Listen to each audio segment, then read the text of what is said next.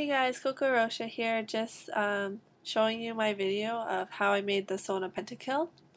So this is very similar to all of my videos, so you'll need foam board, fast mache, expanding foam, spray foam, sandpaper, masking tape, and plaster. So how I start off my props, I trace it on Illustrator. I just look on the League model, the 3D model maker, and I just trace it on Illustrator. Print it out to size and tape it up. So once I do that, I just trace it onto the board. You can use foam board or styrofoam. After this, I would recommend just sticking with foam board. I find it more durable. There was some breakage problems with the styrofoam. So with that said, I would stick with the foam board, even though that the styrofoam is a bit easier to handle. So the details are also traced on Illustrator. As you can see, I'm tracing it onto the styrofoam, trying to get the right shape. I trace it and then carve it out, and then I put the spray foam on so I can add a better dimensions to it. You could do this with the foam board, but it's quite difficult to get the shape, so that's why I use the spray foam after, so that I can carve it easier and get the right nice shape of the Sona instrument. So you can carve the styrofoam with any knife, or I use an X-Acto knife. I never have any problems with it. Sometimes I nick myself if I'm not careful enough, so maybe use some gloves if you're a little clumsy. So once I have that done, I start to do the front details. You can use a clay or magic mold. It might be a little easier than carving out the specific detail in the styrofoam.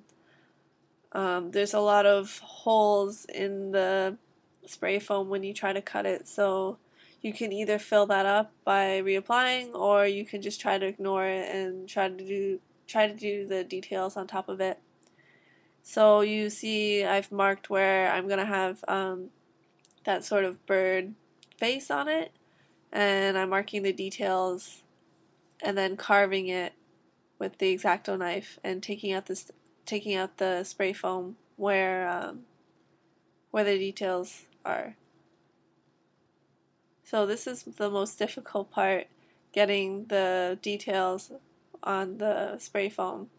If I were to do this again, I might do it with magic mold instead. Might be a little easier, a little more accurate. And then once I have the magic mold on, you can use the paper mache to cover up the holes and make it a lot smoother. So that's something I might have changed in my process if I were to do it again. But with the styrofoam, with the spray foam, it becomes more stable and it's easier to attach, and you don't have to worry about breakage as much. And the magic mold tends to crack a little. So it really depends on you, on what you think works the best. So there's like that front piece, that front head piece, the spikes at the back of the head. Again, just use foam board, spray foam, and cut out the details, and then I glued it all together. Here I'm just like taping up some parts because sometimes I tape with masking tape, sometimes I use the paper mache. It all depends on what you think is easier. Here I'm using the paper mache now. And again, the paper mache is just with flour, water, and I put some glue in it as well to help stick it and strengthen the pieces.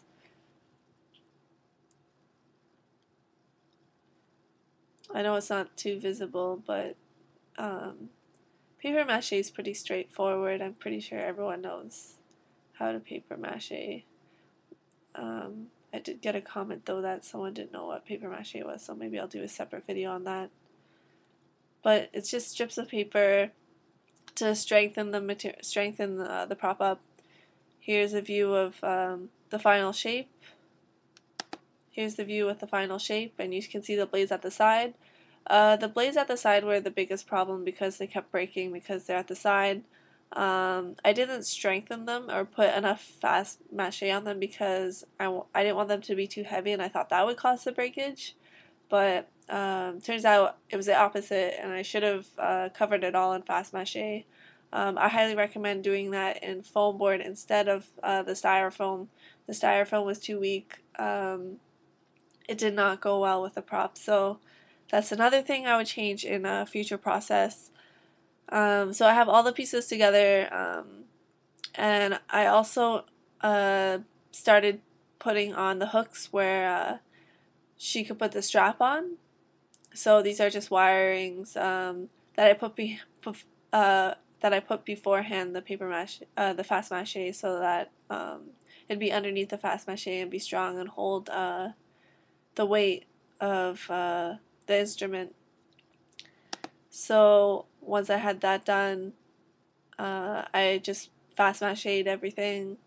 Here you can see it without it being sanded, and here I'm doing the final touches, the final details of the string. I just use the styrofoam again just because it's so much easier to cut than the foam board. I didn't have a problem with durability for this. Turned out pretty good. And then so once I got that shape, then I glued it down. And the wires were a little bit flimsy, but you can just put them back into place. So here I'm just using the rotary sander. I find it helps a lot more with details. A lot of people wonder how I get it so smooth. It's just a combination of using the hand sander, using a sander by hand, and then the small detailed rotary sander, which you can see all three of me using it just shortly because there's no point in showing you me sanding everything. So it's pretty straightforward for the sanding. Just try to do it as smooth as possible, all the details. Everything turned out so far at this stage. I was very happy with everything. Here you can see like the full angle of it all smoothed out. Fast mache can turn very cratery, but like if you plaster it and use some gesso or the clear glue and just like apply it, it comes out smoother. This is a black primer that I used on the first layer just to smooth everything out and get the nice black matte color into it. It looks really nice here. I'm really happy with it. And then here I have the silver details. So I tried to make it a little bit more rustic appearance than just like a clean paint job. Overall, I was quite happy with it. I really enjoyed making this prop. The only problem again was the side blades. I had to repair it, and I will be repairing it a bit to make it a bit more stronger. And that's it. So hopefully you enjoyed that, and hopefully you learn more from my tutorials. If you have any questions, you can ask below. So I will see you next time.